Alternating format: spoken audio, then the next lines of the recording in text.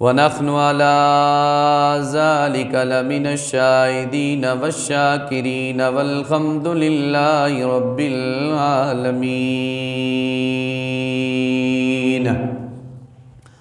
إن الله وملائكته يصلون على النبي يا أيها الذين آمنوا صلوا عليه وسلموا تسليما. سيدنا ومولانا محمد وعلى آل سيدنا ومولانا محمد النبي الأمي وعلى آله وصحبه وبارك عليه. سب پڑھیں صلاۃ و سلام علیکہ یا سیدی یا رسول اللہ وعلی آلک وصحبک یا سیدی یا حبیب اللہ. الصلاۃ و سلام علیکہ یا سیدی یا رحمت للعالمین وعلی آلک وصحبک یا سیدی یا جد الحسن والحسین.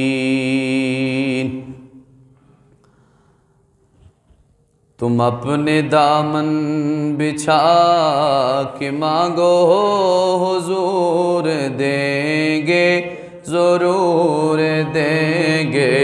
تم اپنے دامن بچھا کے مانگو حضور دیں گے ضرور دیں گے.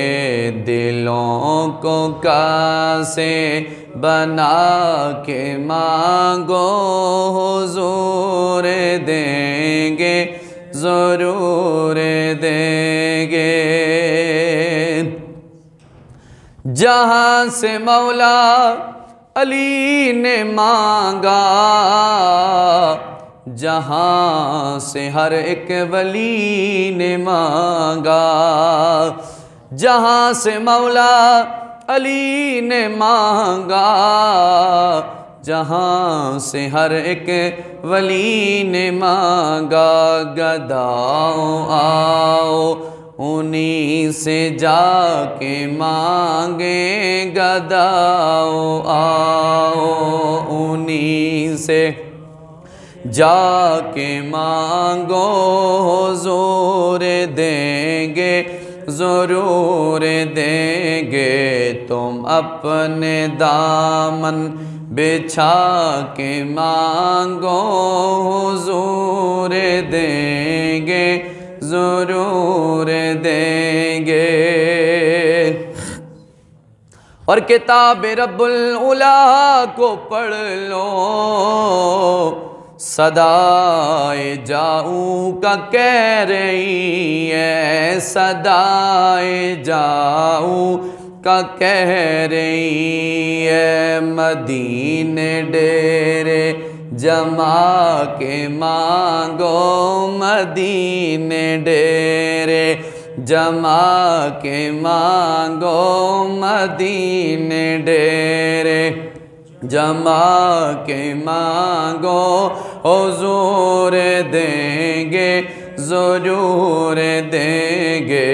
تم اپنے دامن بچھا کے مانگو حضور دیں گے ضرور دیں گے.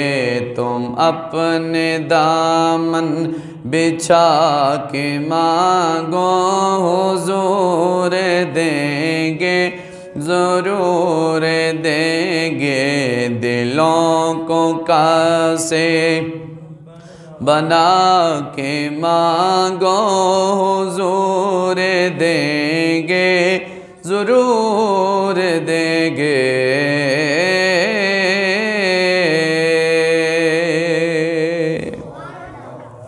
اللہ تعالیٰ کی حمد و ثنا کے بعد میرے نہایتی واجب القدر عزتوں کے لائق قرب و جوار دور و نزدیک سے آئے ہوئے معززین علاقہ تاجدار مدینہ رحمت عالم فخر دو عالم نور مجسم شفیع معظم صلی اللہ تعالیٰ علیہ وآلہ وسلم کے غلاموں دیوانوں شمع رسالت کے پروانوں ذی قدر سمعین و حاضرین و ناظرین السلام علیکم ورحمۃ اللہ تعالیٰ وبرکاتہ۔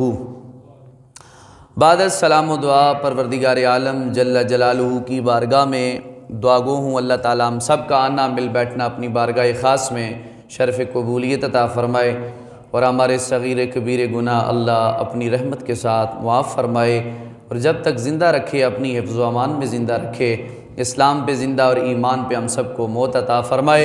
جو ہمارے آباء و اجداد اس دنیا سے رخصت ہو چکے ہیں، میرے اللہ ان کی بخشش اور مغفرت فرما، آمین بجائے نبی الآمین۔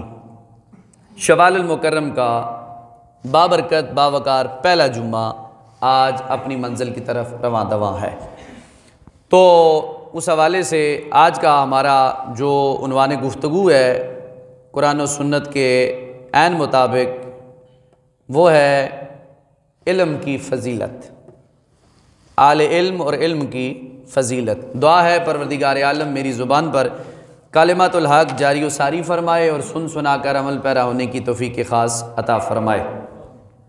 شوال المکرم کے حوالے سے ایک بات جو نبی پاک علیہ السلام کا فرمان مقدس ہے اور بہت سے لوگ اس حدیث پاک پہ عمل کرتے ہیں، وہ میں اب آپ کو سنانے لگا ہوں، پھر اپنے موضوع کی طرف آتا ہوں۔ نبی پاک تاجدار مدینہ رحمت عالم صلی اللہ علیہ وآلہ وسلم نے ارشاد فرمایا، میرے غلاموں رمضان کے روزے رکھنے کے بعد جب شوال المکرم کا چاند طلوع ہو جائے تو اس شوال کے پورے مہینے میں تم 6 روزے رکھو۔ کتنے روزے رکھو؟ 6 روزے رکھو۔ اب وہ آپ کی اپنی مرضی ہے، لگاتار رکھتے ہیں آپ کی مرضی ہے، 1 دن رکھتے ہیں، 3 دن کا وقفہ کرتے ہیں، 4 دن کا وقفہ کرتے ہیں، 5 دن کا وقفہ کرتے ہیں، 6 دن کا وقفہ کرتے ہیں، یعنی شرط یہ ہے کہ اس مہینے میں آپ نے 6 روزے رکھنے ہیں۔ صحابہ نے پوچھا یا رسول اللہ صلی اللہ علیہ وسلم اس کا اجر و ثواب کیا ہے؟ اللہ کے محبوب نے فرمایا جس نے رمضان مبارک کے روزے رکھنے کے بعد شوال المکرم کے 6 روزے رکھے، اللہ تعالیٰ اسے پورے سال روزے رکھنے کا ثواب عطا فرما دیتا ہے، پورے سال روزے رکھنے کا ثواب اسے عطا فرما دیتا ہے۔ تو اس لیے دعا ہے اللہ تعالیٰ احباب کو اس روایت پر بھی عمل پیرا ہونے کی توفیق خاص عطا فرمائے۔ بڑے بڑے بدعمل لوگ بھی ہیں اور بعمل لوگ بھی موجود ہیں، تو بہرحال ہمارا حق بنتا تھا اس بات کی طرف آپ کو توجہ دلائی جائے۔ اللہ تعالیٰ ہم سب کو عمل پیرا ہونے کی توفیق خاص عطا فرمائے۔ سورہ نحل آیت نمبر 43 میں نے آپ کے سامنے اس کا ایک حصہ تلاوت کیا ہے۔ پروردگار عالم فرماتا ہے فَاسْأَلُوا أَهْلَ الذِّكْرِ إِن كُنتُمْ لَا تَعْلَمُونَ، پس تم اہل ذکر سے سوال کرو جب تم نہیں جانتے۔ اہل ذکر سے مراد علماء نے مفسرین نے لکھا ہے اہل علم ہیں، جنہیں اللہ تعالیٰ نے علم کی طاقت عطا فرمائی ہے، اس سے مراد وہ ہیں۔ فرمایا اہل علم سے تم جناب والا پوچھ کرو جس معاملے میں آپ کو نہیں پتہ۔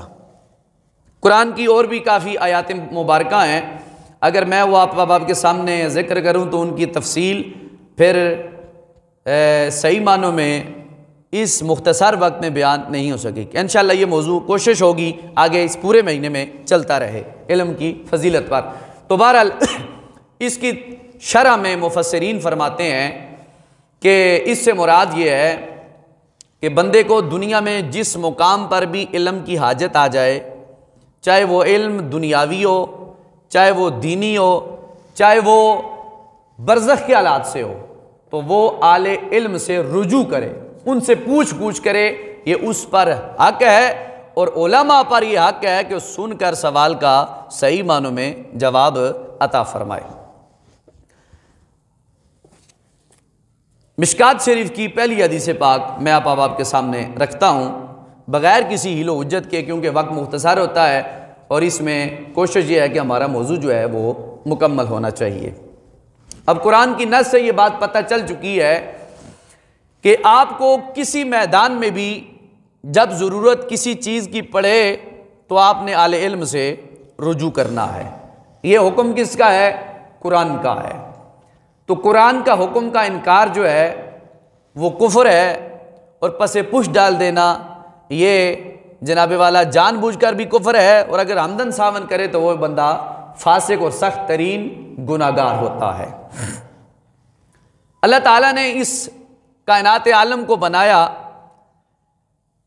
لیکن اس سے پہلے اللہ تعالیٰ نے علم کو بھی بڑی روشنی عطا فرمائی، علم کو بڑا مقام دیا۔ کیسے؟ پروردگار عالم رب العالمین اعلان فرماتا ہے بسم اللہ الرحمن الرحیم،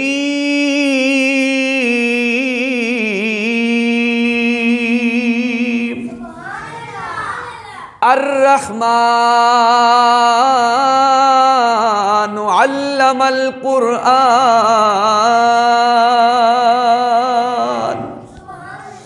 خلق الانسان علمہ البیان۔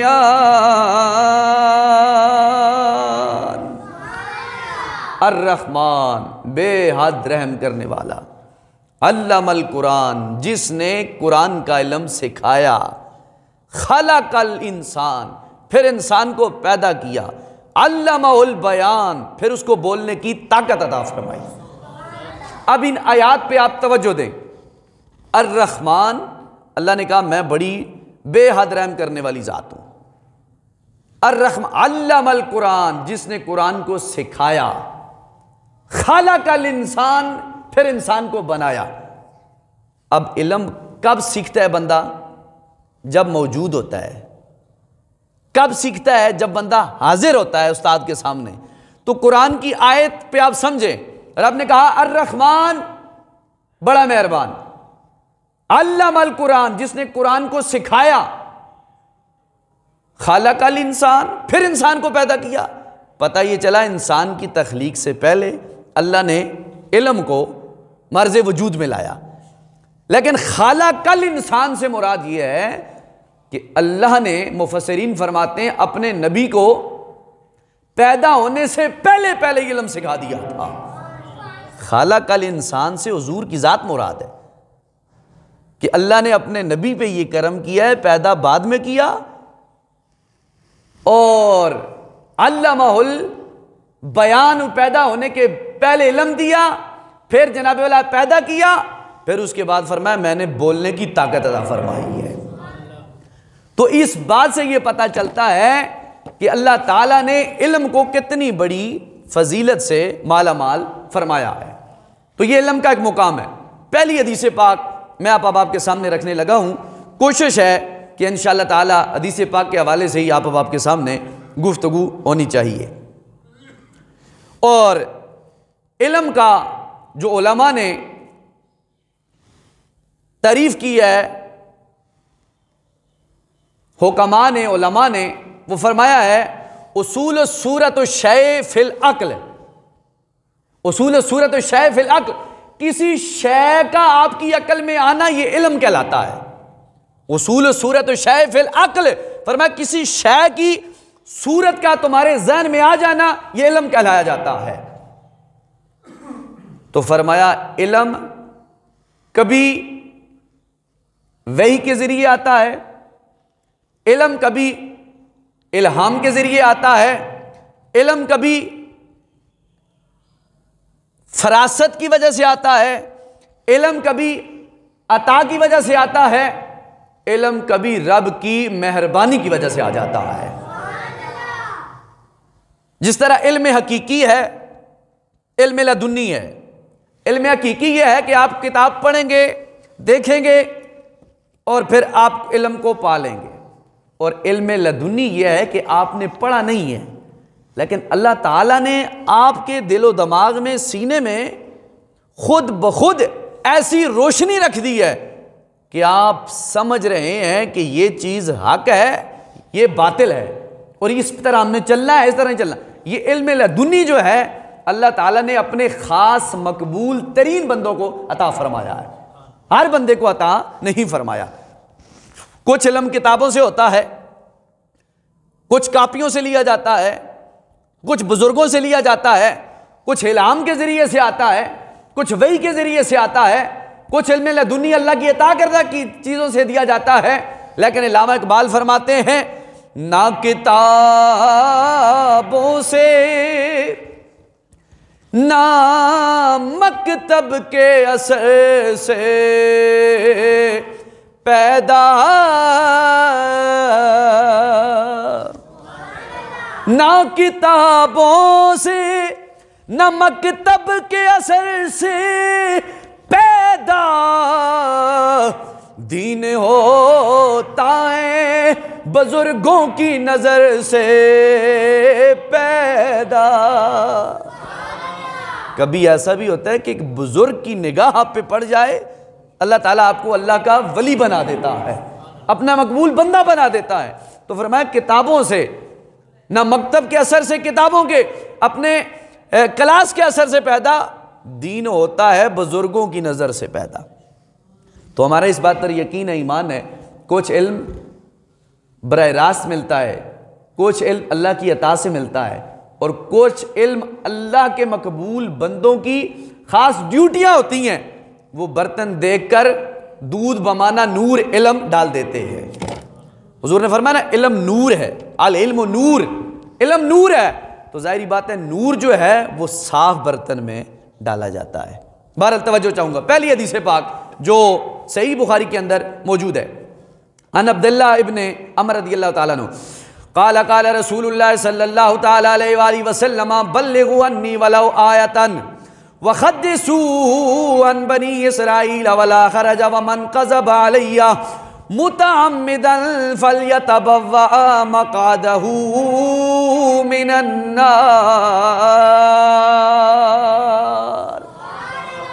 امام الانبیاء نبی پاک صلی اللہ تعالیٰ علیہ وآلہ وسلم کے غلام ہیں، یعنی صحابی رسول ہیں، حضرت عمر بن خطاب کے بیٹے حضرت عبداللہ بن عمر فرماتے ہیں نبی پاک علیہ السلام نے فرمایا بلغوا عنی ولو آیا، میرے غلاموں میری طرف سے پہنچا دو، اگرچہ ایک آیت ہی تم سنو اور آگے پہنچا دو۔ وَخَدِّسُوا عَن بَنِي إِسْرَائِيلَ وَلَا خَرَجَا، بنی اسرائیل کی باتیں سنو، حکایات ان سے لو، وَلَا حَرَجَا، اس میں کوئی حرج کی بات نہیں ہے۔ وَمَن كَذَبَ عَلَيَّ مُتَعَمِّدًا فَلْيَتَبَوَّأْ مَقْعَدَهُ مِنَ النَّارِ، اور یاد رکھو جس نے جان بوجھ پر مجھ محمد پہ جھوٹ بولا وہ اپنا ٹھکانہ جہنم میں بنا لے، اس لیے میری ذات وراء الوراء ہے، میں خود بھی جھوٹن بولنے سے پاک ہوں، اور میری ذات کو بھی اللہ نے جھوٹ بولنے اور بلانے سے منزہ فرمایا ہے۔ اب اس حدیث پاک کے اندر 3 جملے ہیں، توجہ فرمائیں۔ پہلا جملہ کیا جی؟ بلغوا عنی ولو آیا، میری طرف سے ایک آیت بھی تمہیں ملے تو آگے پہنچا دو۔ اس سے مراد کیا ہے؟ تشریح یہ ہے اس کی کہ اگر آیت پر صرف ظاہر معنی پر لیا جائے تو اس سے مراد قرآن کریم ہے، لیکن یہاں پر علماء کہتے ہیں یہاں پر لغوی معنی مراد ہے۔ کیا مطلب؟ حضور کے معجزات کا آپ ذکر سن رہے ہیں، آپ کو یاد ہے، آگے سنائیں۔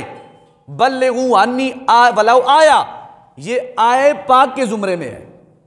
حضور کے معجزات کا ذکر کرنا آئے پاک کے زمرے میں ہے، حضور کی ذات پاک کا تذکرہ کرنا، حضور کے فضائل کا ذکر کرنا، احکام شریعت کا ذکر کرنا، اور ان مسائل کا ذکر کرنا، لوگوں تک پہنچا دینا جس سے لوگ ناواقف ہیں، نہیں جانتے۔ فرمایا بلغوا عنی ولو آیا، یہ اس قرآن پاک کی آیہ مبارکہ کے لغوی معنی میں مراد ہے۔ فرمایا تم حضور کے معجزات کا ذکر کرو، احکام کا ذکر کرو، مسائل کا ذکر کرو، فقہ کے مسائل کا ذکر کرو، عوام کو بتاؤ۔ فرمایا اس سے مراد یہی ہے، گویا تم اللہ کے مقبول بندوں کو اللہ رب العالمین اور اس کے محبوب کا پیغام حق پہنچا رہے اور سنا رہے ہو۔ اس سے مراد یہی ہے کہ تمہیں جو بھی آتا ہو، کوئی مسئلہ ہے، کوئی مسائل ہے، کوئی احکام ہے، کوئی قرآن ہے، کوئی حدیث ہے، آپ کو جو آتا ہے حضور نے کہا آگے میرے غلاموں تک وہ پہنچا دو۔ پہلی بات یہ ثابت ہوئی کہ حضور نے فرمایا میرے غلاموں، دیوانوں، شمع رسالت کے پروانوں، جو بھی علم کی بات آپ کو آتی ہے وہ آگے کیا کرو؟ پہنچا دو، اس کو پھیلا دو۔ بلغوا عنی ولو آیا، جو بھی آتی آپ اس کو پھیلا دو۔ دوسری بات کیا فرمائی؟ وَخَدِّسُوا عَن بَنِي إِسْرَائِيلَ وَلَا حَرَجَا، جو بنی اسرائیل ہے نا، یہود و نصارہ، ان سے حکایات لے لو، ان کی حکایتیں لے لو۔ مثلا جس طرح ہمارے علماء کہتے ہیں، حدیث کی کتابوں میں موجود ہے کہ بنی اسرائیل کا ایک شخص تھا 99 قتل کرنے والا۔ اس کا میں واقعہ آپ کو نہیں سنا رہا، دلیل کے طور پر دے رہا ہے. فرمایا بنی اسرائیل کی حکایات لے لو. اب اس نے پھر 100 قتل کیے, پھر اللہ نے اس کی بخشش بھی فرما دی, ہماری کتابوں کے اندر موجود ہے. فرمایا کہ تم ایسا کرو, خدسو بنی اسرائیل, بنی اسرائیل کی جو حکایات ہیں نا وہ لے لو. ولا حرج, اس میں کوئی حرج کی بات نہیں ہے, لیکن کیا کرو, ان سے پھر دور کیوں رہو. فرمایا ان سے احکام نہ لو. کیا نہ لو؟ احکام نہ لو. احکام کسے کہتے ہیں؟ مثلا نماز کیسے پڑھی جاتی ہے, روزہ کیسے رکھا جاتا ہے, زکوٰۃ کیسے دی جاتی ہے, حج کیسے کیا جاتا ہے, معاف کیسے کیا جاتا ہے, پڑوسیوں کے کیا حقوق ہیں, رشتہ داروں کے کیا حقوق ہیں. فرمایا ان کے احکام نہ لو, حکایات بیان کرو. یا رسول اللہ اگر حکایات بیان کرنے کا آرڈر ہے تو احکام سننے کا اور عمل کرنے کا حکم کیوں نہیں ہے؟ مفسرین نے بڑا پیارا جملہ لکھا. آپ نے فرمایا اس لیے کہ جس تورات کو وہ ماننے والے ہیں, جس انجیل کو وہ ماننے والے ہیں, جس زبور کو وہ پڑھنے والے ہیں, فرمایا ان کے اندر جو احکام ہیں نا, نماز, روزہ, حج, زکوٰۃ وغیرہ وغیرہ کے, انہوں نے وہ بدل دیے ہیں. کیا کیے ہیں؟ انہوں نے بدل دیے ہیں. تو اگر آپ ان احکام پہ چلو گے تو پھر آپ گمراہ ہو جاؤ گے. اس لیے حضور نے فرمایا یہودیوں کی حکایات سنو, لے لو, لیکن ان کے احکام پہ عمل نہ پیرا نہ ہو. اگر ان کے آپ احکام پہ عمل پیرا ہوگے تو یہودیت جس طرح انہوں نے تورات کو بدلا, انجیل کے اندر اپنی مرضی کی باتیں بیان کر دی, فرمایا تم جب ان باتوں پہ چلو گے تو گمراہ ہو جاؤ گے. اس لیے حضور نے فرمایا وَخَدِّسُوا بنی اسرائیل وَلَا حَرَجَ, بنی اسرائیل کی باتیں تم لے لو, حکایات سنو ضرور, لیکن ان کے احکام پہ عمل نہ کرو. آج کل لوگ ہمیں نئے مشورے دیتے ہیں, ایسے کرو ایسے کرو. تو حضور نے یہاں پر بھی اشارہ دے دیا کہ سنو, سنتے ہو تو سنو, لیکن جس حقیقت کی طرف آپ جا رہے ہو وہی حقیقت تمہارے لیے برحق ہے. بہرحال تیسری بات فرمایا وَمَنْ كَذَبَ عَلَيَّ مُتَعَمِّدًا فَلْيَتَبَوَّأْ مَقْعَدَهُ مِنَ النَّارِ. اس حدیث کا تیسرا جملہ یہ ہے, جس شخص نے جان بوجھ کر مجھ محمد پہ جھوٹ بولا, مقعدہ من النار, وہ اپنا ٹھکانہ جو ہے وہ جہنم بنا لے. اب یہ بہت بڑی اہم بات ہے. آپ نے دیکھا ہوگا بعض لوگوں کو بغیر تحقیق کے, کسی صحابی کا قول ہو, اہل بیت اطہار کے کسی فرد کا قول ہو, تو وہ اس کی طرف تشبیہ دے دیتے ہیں کہ جی دیکھو یہ نبی پاک علیہ السلام کا فرمان ہے. حالانکہ حضور کہتے ہیں جو بات میں نے نہیں کی, جو بندہ جان بوجھ کر میری طرف منسوب کرتا ہے, فَلْيَتَبَوَّأْ مَقْعَدَهُ مِنَ النَّارِ, وہ اپنا ٹھکانہ جہنم بنا لے. تو مجھے یہ بات بیان کرو, بتاؤ کہ ایک شخص کسی محفل میں, مجلس میں بیٹھے ہوئے بیٹھک میں ویسے ہی کہہ دیتا جی حضور نے یہ کہا ہے, حالانکہ حضور نے یہ بات نہیں کہی, تو وہ تو جیتے جی اپنا ٹھکانہ جہنم بنا رہا ہے. اس لیے علماء کہتے ہیں شریعت کو بیان کرنے سے پہلے بار بار سوچو کہ ہماری زبان کہیں انگڑائی نہ لے لے, غلط بیانی نہ کر دے, اور جب غلط بیانی کرے گی تو مقعدہ من النار, حضور فرماتے ہیں پھر وہ اپنا ٹھکانہ جہنم بنا لے.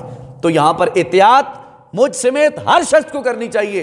اگر آپ نے حدیث نہیں پڑھی اور آپ کو اس پر پورا وثوق نہیں ہے تو پھر آپ اسے یہ نہ کہیں کہ یہ حضور نے کہا ہے. ہو سکتا ہے حضور کی یہ فرمان نہ ہو, کسی صحابی کا ہو, کسی ولی کا ہو, آپ اسے مخاطب حضور کی طرف کر رہے ہیں تو آپ سراسر گناہگاری کر رہے ہیں اور بہت بڑا گناہ کر رہے ہیں. اور جان بوجھ کر اگر کوئی شخص بغیر سوچے سمجھے کہتا جی حضور نے کہا ہے, نبی پاک علیہ السلام نے کہا ہے, فرمایا وہ ایسا گناہ کرتا ہے تو وہ دائرہ اسلام سے خارج ہو جاتا ہے. یعنی جان بوجھ کر جھوٹ بار بار بولتا ہے. تو حضور نے اس کے لیے پیغام دیا کہ مقعدہ من النار, وہ اپنا ٹھکانہ جہنم بنا لے. پہلی حدیث جو میں نے آپ کے اس کے سامنے 3 حصے رکھے, ایک جو علم پہنچے آگے پہنچا دو, دوسرا بنی اسرائیل سے ایک آیات لے لو, احکام پہ عمل نہ کرو, تیسرا جان بوجھ کر مجھ محمد پہ جھوٹ ہے نہ بولا کرو, اگر بولتے ہو تو اپنا ٹھکانہ جہنم بنا لو. اب اس حدیث پاک کی شرح میں نے اب آپ کے سامنے جو رکھی, اس میں ایک اور حدیث پاک کے حوالے سے بعض جاہل, مفتی احمد یار خان نعیمی رحمۃ اللہ تعالی نے لکھا ہے کہ بعض جاہل صوفی عبادت گزار نام نہاد، ہر رنگ میں ہر بندہ موجود ہے نا، ہر رنگ میں ہر بندہ موجود ہے. فرمایا بعض جاہل صوفی عبادت گزار ریاکار اپنی شان اور ٹور بڑھانے کے لیے نبی پاک علیہ السلام کی ذات پاک کی طرف روایت جھوٹی منسوب کر دیتے ہیں کہ دیکھو جی حضور نے کہا ہے، نبی پاک علیہ السلام نے کہا ہے. فرمایا یہ اپنا ٹھکانہ جہنم بنا رہے ہیں، اور ایسے جاہل اور بے ریاکار عبادت گزاروں سے آپ بچو. اور حضور کا فرمان آپ جب تک پورے وثوق کے ساتھ اس پہ آپ کا ذہن مطمئن نہ ہو جائے پھر اسے آپ بیان ہرگز نہ کرو. تو اس لیے علماء فرماتے ہیں دین دو دھاری تلوار ہے، اگر آپ اس پہ ذرا برابر بھی گئے نا تو آپ گئے کاٹے گئے، اگر آپ سنبھل کے بھی چلیں گے تو پھر بھی آپ کو ڈر خطرہ ہونا چاہیے کہ کہیں کسی طرف سے کوئی کمی پیشی تو نہیں ہو گئی. اس لیے دین علم جو ہے بڑی عظیم دولت ہے اور اسے سنبھال کے انسان کو استعمال کرنا چاہیے. دوسری روایت علم کے حوالے سے ہی، وعن معاویہ قال قال رسول اللہ صلی اللہ علیہ وسلم من یرد اللہ بہ خیرا یفقہہ فی الدین. حضرت امیر معاویہ رضی اللہ تعالیٰ عنہ آپ اس حدیث پاک کے راوی ہیں. آپ فرماتے ہیں من یرد اللہ بہ خیرا یفقہہ فی الدین، اللہ تعالیٰ جس بندے سے بلائی کرنے کا ارادہ کرتا ہے اسے دین کی سمجھ عطا فرما دیتا ہے، اسے دین کی سمجھ عطا فرما دیتا ہے. اور پھر اس حدیث پاک کا اگلا جملہ کیا ہے؟ وَإِنَّمَا أَنَا قَاسِمٌ وَاللَّهُ يُؤْتِي. فرمایا وہ اللہ مجھے دینے والا ہے، میں لے کر اللہ سے آگے تقسیم کرنے والا ہوں. اب اس حدیث پاک کی تشریح سماعت فرمائیں. اس حدیث پاک کے راوی ہیں حضرت امیر معاویہ رضی اللہ تعالی عنہ.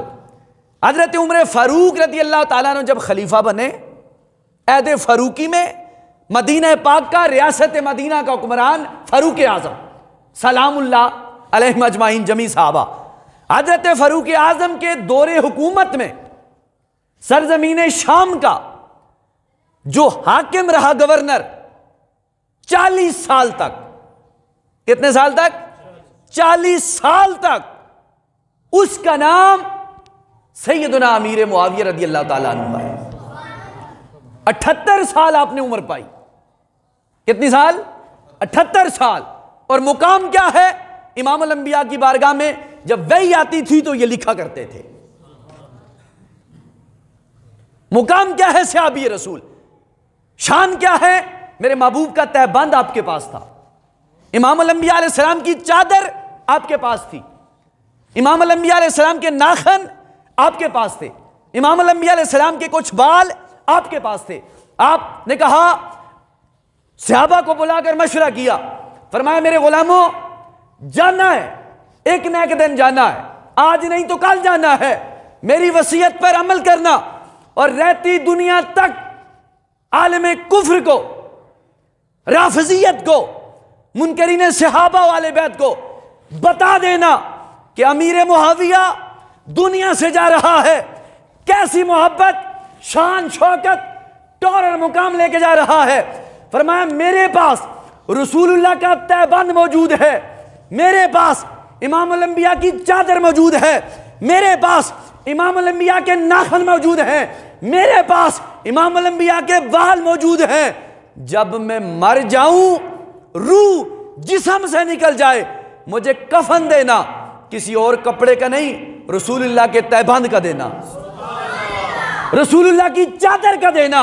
اور پھر جب میری آنکھیں بند ہو جائیں، منہ بند ہو جائے، میری آنکھوں میں، میرے ناک میں، میرے منہ میں یہ دو چیزیں رکھنا.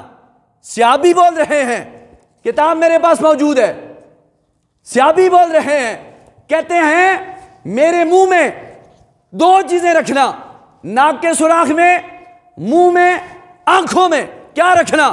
فرمایا نبی کی عزت آبرو والے اس مقدس سر انور کے چہرے والضحیٰ والے بال میرے منہ میں رکھنا، ناخن میرے ناک اور آنکھوں میں رکھنا. اے امیر معاویہ کیوں؟ قرآن یہ حکم نہیں دیتا تم ایسا کرو، حدیث یہ حکم نہیں دیتی تم ایسا کرو. تو صحابی امیر معاویہ بولتے ہیں گویا اور عشق اپنے فیصلے کرنے میں خود بڑا دلیر ہوتا ہے۔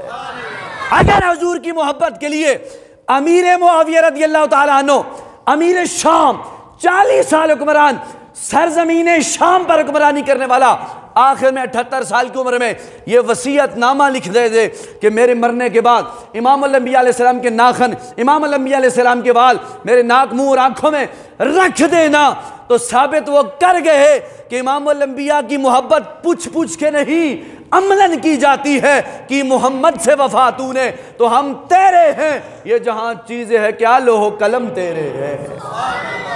یہ روایت جو میں نے پڑھی ہے اسے ہر مکتبہ فکر کا بندہ پڑھتا ہے، اور جو ہمارے مدارس کے اندر کتابیں پڑھائی جاتی ہیں ان کتابوں کے شروع میں ٹائٹل پہ یہ سامنے لکھا ہوتا ہے مَن یُرِدِ اللَّهُ بِهِ خَيْرًا يُفَقِّهُ فِي الدِّینِ، اللہ جس سے بھلائی کا ارادہ کرتا ہے اللہ اسے دین کی سمجھ عطا فرما دیتا ہے، اسے دین کا عالم بنا دیتا ہے، اسے دین کا خادم بنا دیتا ہے۔ یہ قرآن اور نبی پاک علیہ السلام کا فرمان، فرمایا اللہ جس بندے سے بھلائی کا ارادہ کرتا ہے اسے دین کی سمجھ عطا فرما دیتا ہے۔ وَإِنَّمَا أَنَا قَاسِمٌ وَاللَّهُ يُؤْتِي، اور پھر سنو اللہ مجھے دیتا ہے، میں اللہ سے دے کر آگے خزانے تقسیم کرنے والا ہوں۔ اب اللہ دیتا ہے، رزق کون دیتا ہے؟ اللہ دیتا ہے۔ آل اولاد کون دیتا ہے؟ اللہ دیتا ہے۔ مال مویشی کون دیتا ہے؟ اللہ دیتا ہے۔ جان جسم عزت ذلت کون دیتا ہے؟ اللہ دیتا ہے۔ اوے اللہ دیتا ہے پر صدقے محمد کے دیتا ہے۔ اللہ جب بات کرتا ہے نا اپنے بندوں سے ڈائریکٹ بات نہیں کرتا، رب نے اپنا جناب والا پہچان کروائی نا تو خود بندوں سے نہیں کہا میں تمہارا رب ہوں، رب نے کہا قل، میرے محبوب آپ کہہ دیں هو اللہ احد، اللہ ایک ہے۔ اللہ بندوں سے بول رہا ہے اور درمیان میں وسیلہ محمد پاک کا کر رہا ہے، فرمایا میرے پیارے قل، آپ کہہ دے، میرے پیارے محمد کہہ دے هو اللہ احد، اللہ ایک ہے، اللہ الصمد، اللہ بڑا بے نیاز ہے، لم یلد ولم یولد، نہ اس سے کوئی پیدا ہوا نہ وہ کسی سے پیدا ہوا، ولم یکن لہ کفوا احد، نہ اس کا کوئی ہمسر تھا نہ ہے نہ کوئی ہوگا، وہ تنہا تھا، تنہا ہے، تنہا رہے گا۔ پتہ کیا چلا؟ رب بندوں سے کلام کرے تو درمیان میں وسیلہ محمد کی ذات کا رکھے، جب ہم بھی رب سے بات کریں تو وسیلہ محمد کی ذات کو پہ رکھنا چاہیے، تب اللہ حیا بھی فرماتا ہے، کرم بھی فرماتا ہے۔ تو فرمایا انما انا قاسم واللہ یؤتی، اللہ مجھے دیتا ہے میں تقسیم کرتا ہوں۔ علماء کہتے ہیں اللہ جس کے لیے آسانی پیدا کرے، جس کے لیے بھلائی پیدا کرے، اسے دین کا عالم بنا دیتا ہے، اسے قرآن کا حافظ بنا دیتا ہے، اسے علم حکمت کا تاج پہنا دیتا ہے۔ وہ تاج سیدنا صدیق اکبر کی بارگاہ میں پھر چمکتا ہے۔ اللہ جس سے بھلائی کا ارادہ کرتا ہے، جب بندہ دین میں پورا آ جاتا ہے تو پھر ابو بکر کو صدیق اکبر بنا دیتا ہے، عمر کو فاروق اعظم بنا دیتا ہے، عثمان کو حیاداروں کا سربراہ بنا دیتا ہے، حیدر کرار کو سربراہ جناب والا بہادروں کا بنا دیتا ہے، حضرت حسنین کریمین کو جنتی جوانوں کا سردار بنا دیتا ہے، اور اعلان یہ کر دیتا ہے کہ جب تم دین کی طرف آؤ گے پھر تمہیں اللہ لقب بھی عطا فرمائے گا، مقام بھی عطا فرمائے گا، اور تم جب قبر میں جاؤ گے تو قبر کی مٹی بھی تمہارا حیاب فرمائے گی۔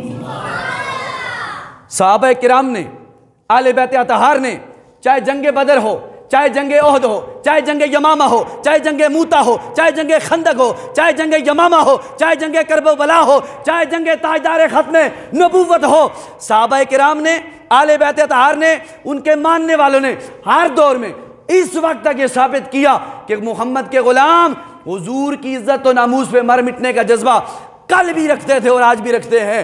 اور اگر علم کی خیرات تمہیں چاہیے وہ تمہیں نبی پاک علیہ السلام کی بارگاہ میں جانا پڑے گا، پھر آل پاک کی بارگاہ میں جانا پڑے گا، پھر اصحاب پیغمبر کی بارگاہ میں جانا پڑے گا۔ اللہ تمہیں علم بھی عطا فرمائے گا، عمل بھی عطا فرمائے گا۔ اس حدیث پاک کی یہ شرح ہے جو میں نے آپ کے سامنے رکھی ہے۔ امام الانبیاء تاجدار مدینہ علیہ السلام کی غلاموں، تیسری روایت عن عبداللہ ابن مسعود رضی اللہ تعالیٰ عنہ قال رسول اللہ صلی اللہ تعالیٰ علیہ وآلہ وسلم، حضرت عبداللہ بن مسعود، ہم نماز میں جس صحابی کے نقش قدم پہ چلتے ہیں ان کا نام سیدنا عبداللہ بن مسعود رضی اللہ تعالیٰ عنہ ہے، اور یہ ان کو بہت بڑا مقام حاصل ہے۔ قد کے چھوٹے تھے، نبی پاک علیہ السلام کے نالین تھے، سر تے چاہ کے ساتھ جایا کرتے تھے، انہیں صاحب النالین صحابی رسول کہا جاتا ہے۔ یہ عبداللہ بن مسعود رضی اللہ تعالیٰ عنہ، بھئی یہ حدیث پاک کے رب آپ فرماتے قال رسول اللہ صلی اللہ علیہ وسلم، میرے امام الانبیاء نے فرمایا، کیا فرمایا؟ لا حسد الا فی اثنین رجل آتاہ اللہ فرمایا دو بندوں پر آپ حسد کر سکتے ہیں، دو بندوں پر آپ حسد کر سکتے ہیں۔ ویسے حسد ایسی چیز ہے جو نیکیوں کو کھا جاتی ہے، لیکن دو بندوں پر آپ حسد کر سکتے ہیں شرعی دائرے حد کے اندر رہ کر۔ نمبر ایک، فی الاثنین، دو بندوں، رجلن، ایک وہ بندہ آتا اللہ مالن فسلطہ علی ہلاکتہ فی الحق، ایک وہ بندہ جسے اللہ نے بہت زیادہ مال و دولت دی ہے اور وہ دن رات اللہ کی راہ میں قربان کرتا ہے، اور تم دیکھتے ہو اللہ کی راہ میں وہ خرچ کرتا ہے، فرمایا تم اس سے حسد کر سکتے ہو، یا اللہ مجھے بھی دینا، اس سے بڑھ کے میں اللہ کی راہ میں قربان کروں۔ حسد کر سکتے ہو جس بندے کو اللہ نے مال دیا اور وہ اللہ کی راہ میں دن رات بغیر سوچے سمجھے دے رہا ہے، حضور فرماتے ہیں اس بندے کو دے کر تم حسد کر سکتے ہو کہ اللہ جی مجھے بھی دینا، میں بھی اس سے بڑھ کر تیرے نام پہ دوں۔ تو پتہ یہ چلا کہ جناب والا جسے اللہ دے، اللہ کے نام پہ دینے کی اللہ اسے توفیق بھی عطا فرمائے، اور جو دے رہا ہے اللہ اس کا عمل خیر اپنی بارگاہ میں قبول بھی فرماتا ہے۔ اور نمبر دو کیا، وَرَجُلٌ آتَاهُ اللَّهُ الْحِکْمَةَ فَهُوَ يَقْضِي بِهَا يُعَلِّمُهَا، نمبر دو وہ شخص ہے جسے اللہ نے علم دیا اور وہ دن رات کوشش کرتا ہے، جس کو علم نہیں پتا اسے علم سکھاتا ہے، دن رات سکھاتا ہے، بڑھ چڑھ کے سکھاتا ہے۔ فرمایا وہ علم کی خیرات تقسیم کرتا ہے۔ اگر کوئی بندہ دیکھ کر اس پہ بھی حسد کرنا چاہے نا کہ میں بھی قرآن پڑھوں، میں بھی حدیث پڑھوں، دین کا عالم بنوں، لوگوں کو مسائل اللہ کی رضا کے لیے سکھاؤں، تو حضور فرماتے ہیں وہ بھی حسد کرنا اس کے لیے جائز ہے۔ تو ثابت کیا ہوا؟ علم ایک ایسی چیز ہے کہ جس کے ذریعے انسان اللہ کی بارگاہ تک پہنچ جاتا ہے۔ امام الانبیاء علیہ السلام کے غلاموں، تاجدار مدینہ کے غلاموں، امام الانبیاء علیہ السلام نے فرمایا علم کی اور عالم کی کیا شان ہے؟ عالم کی تو بہت بڑی شان ہے۔ امام الانبیاء فرماتے ہیں ایک بندہ ساری رات، توجہ ہے، ایک بندہ ساری رات عبادت گزار کھڑے ہو کے عبادت کرتا ہے، ایک دین کا عالم صرف 5-10 منٹ کے لیے قرآن کی آیت پڑھتا ہے، اس کا ترجمہ دیکھتا ہے، تھوڑا مطالعہ کرتا ہے، یہ سو جاتا ہے۔ امام الانبیاء فرماتے ہیں ساری رات عبادت کرنے والا عبادت کرتا رہے، بغیر کسی ہیل و حجت کے عبادت کرتا رہے، لیکن جب ایک عالم دین تھوڑی دیر کا مطالعہ کر کے سو جاتا ہے نا، اس کا سونا عبادت گزار سے افضل و اعلیٰ ہے، عبادت گزار سے افضل و اعلیٰ ہے۔ کیوں؟ کہ اس کے سینے میں دین جو افضل و اعلیٰ ہے، اس علم نے اسے عروج بخشا۔ اور امام الانبیاء نے فرمایا، ترمذی کے اندر یہ روایت موجود ہے، سیاہ ستہ کے اندر یہ روایت موجود ہے، امام الانبیاء نے فرمایا جو علم حاصل کرنے والے لوگ ہیں ان کے لیے سمندر کے اندر رہنے والی جو مچھلیاں ہیں نا، وہ بھی رحمت کی دعائیں کرتی ہیں، وہ بھی بخشش کی دعائیں کرتی ہیں۔ تو اس لیے گرامی القدر سامعین و حاضرین و ناظرین، میرا موضوع مکمل نہیں ہوا، حالانکہ میں نے بخاری شریف دیکھی، مسلم شریف دیکھی، مشکات شریف، ابھی تو میں نے ایک کتاب کی کچھ حدیث پاک آپ کے سامنے رکھے ہیں، حالانکہ وقت مکمل ہو چکا، انشاءاللہ اس موضوع کو چلاتے رہیں گے کہ علم کی شان کیا ہے، علماء کی شان کیا ہے۔ اس لیے آپ سے گزارش ہے آپ علم کی طرف رجوع کریں، آپ علم کی طرف رجوع کریں۔ اور مجھے یہ افسوس ہوتا ہے آپ پر بالخصوص، جب بھی ہم سنیں تو آپ لوگ کہتے ہیں جی ہم اس سرزمین والے بڑے پڑھے لکھے لوگ ہیں، مجھے کوئی شک نہیں ہے اس پر، اب پڑھے لکھے لوگ ہیں، لیکن میں یہ پوچھنا چاہتا ہوں پڑھے لکھے لوگ نماز کے وقت کہاں ہوتے ہیں؟ پڑھے لکھے لوگ نماز کے وقت کہاں ہوتے ہیں؟ وہ علم نہیں جو آپ کو اللہ کی ذات سے دور کر دے، وہ علم نہیں ہے جو آپ کو اللہ کی ذات سے دور کر دے، محبوب علیہ السلام کی محبت سے دور کر دے، اہل بیت کی محبت سے دور کر لے، صحابہ کی محبت سے دور کر، وہ علم نہیں ہے، وہ تمہارے لیے فتنہ ہے جو ان کی محبتوں سے دور کر دے۔ تو آپ کہیں ہم پڑھے لکھے ہیں اور مسجدوں کے نمازوں کے وقت بندے نہ ہوں، یہ قابل افسوس ہے، یہ بہت بڑا قابل افسوس ہے، اور اللہ کی ذات کو میں نے اور آپ نے جواب دینا ہے۔